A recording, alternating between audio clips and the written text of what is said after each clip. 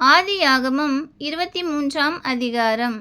சாராள் 127 வருஷம் உயிரோடு இருந்தாள். இவ்வளவே சாராளுடைய வயது. கானான் தேசத்தில் உள்ள எபிரோன் என்னும் கீரியாத் அர்பாவிலே சாராள் மரித்தாள். அப்பொழுது ஆபிரகாம் வந்து சாராளுக்காக புலம்பி அழுதான். பின்பு ஆபிரகாம் பிரேதம் இருந்த இடத்திலிருந்து எழுந்து போய் ஏத்தின் புத்திரரோடே பேசி, நான் உங்களிடத்தில் அந்நியனும் பரதேசியுமாயிருக்கிறேன். என்னிடத்தில் இருக்கிற இந்த பிரேதம் என் கண்முன் இராதபடிக்கு நான் அதை அடக்கம் பண்ணுவதற்கு உங்களிடத்தில் எனக்கு சொந்தமாக ஒரு கல்லறை பூமியை தர வேண்டும் என்றான். அதற்கு ஏத்தின் புத்திரர் ஆபிரகாமுக்கு பிரதியுத்தரமாக, எங்கள் ஆண்டவனே, நாங்கள் சொல்லுகிறதை கேளும். எங்களுக்குள்ளே நீர் மகா பிரபு. எங்கள் கல்லறைகளில் முக்கியமானதிலே பிரேதத்தை அடக்கம் பண்ணும். நீர் பிரேதத்தை அடக்கம் பண்ண எங்களில் ஒருவனும் தன் கல்லறையை உமக்கு தடை செய்வதில்லை என்றார்கள். அப்பொழுது ஆபிரகாம் எழுந்திருந்து ஏத்தின் புத்திரராகிய அத்தேசத்தாருக்கு வந்தனம் செய்து அவர்களோடே பேசி, என்னிடத்தில் இருக்கிற பிரேதம் என் கண்முன் இராதபடிக்கு நான் அதை அடக்கம் பண்ண உங்களுக்கு சம்மதியானால், நீங்கள் என் வார்த்தையை கேட்டு சோகாருடைய குமாரனாகிய எப்பரோன் தன் நிலத்தின் கடைசியிலே இருக்கிற மக்பேலா என்னப்பட்ட குகையை எனக்கு சொந்தமான கல்லறை பூமியாயிருக்கும்படி தர வேண்டும் என்று அவரிடத்தில் எனக்காக வேண்டிக் கொள்ளுங்கள்.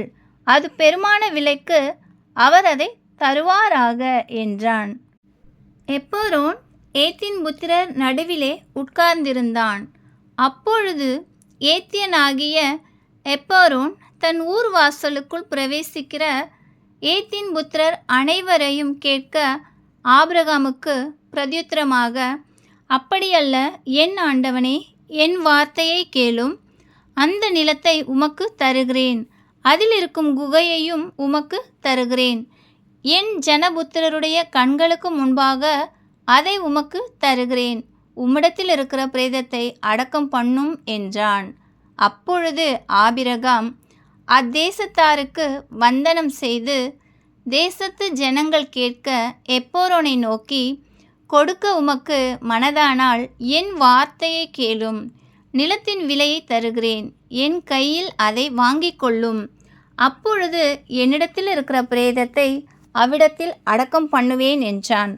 அதற்கு எப்பரோன் ஆபிரகாமுக்கு பிரதியுத்தரமாக, என் ஆண்டவனே, நான் சொல்லுகிறதை கேளும்.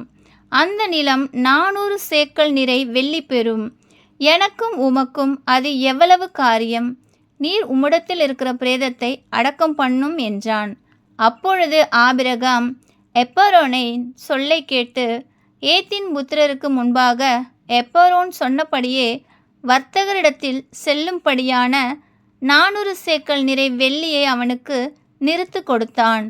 இந்த பிரகாரம் மம்ரேக்கு எதிரே மக்பேலாவில் உள்ள எப்பரோனுடைய நிலமாகிய அந்த பூமியும் அதிலுள்ள குகையும் நிலத்தின் எல்லை எங்கும் சூழ்ந்திருக்கிற மரங்களும் அடங்களும் அவனுடைய ஊர் வாசலுக்குள் பிரவேசிக்கும் ஏத்தின் புத்திரர் எல்லாரும் அறிய ஆபிரகாமுக்கு சொந்தமாக உறுதிப்படுத்தப்பட்டது.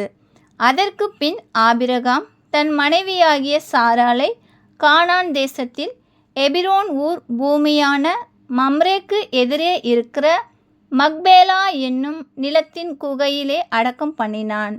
இப்படி ஏத்தின் புத்திரர் கையில் கொல்லப்பட்ட அந்த நிலமும் அதிலுள்ள குகையும் ஆபிரகாமுக்கு சொந்த கல்லறை பூமியாக உறுதிப்படுத்தப்பட்டது. ஆமென்.